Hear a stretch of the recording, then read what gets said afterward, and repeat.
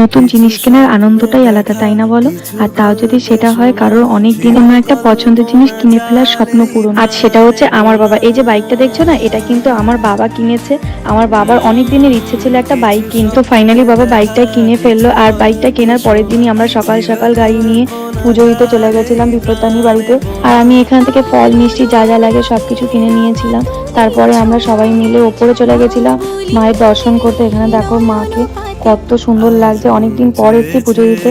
আর আমরা তিনজন মিলে এসেছিলাম, ভাই, আমি এবং আমার বর, সবাই মিলে এসে মাকে মন ভরে পুজো দিলাম। আর এখানে লাইনটা দেখছো না, পুজো দেওয়ার শেষে কিন্তু এখানে মায়ের পা ছুঁয়ে নমস্কার করতে দেয়, তারপর আমরা নিচে চলে আসি। আর হ্যাঁ, গাড়িটা দেখতে কেমন হচ্ছে তোমরা কিন্তু অবশ্যই কমেন্টে জানিও।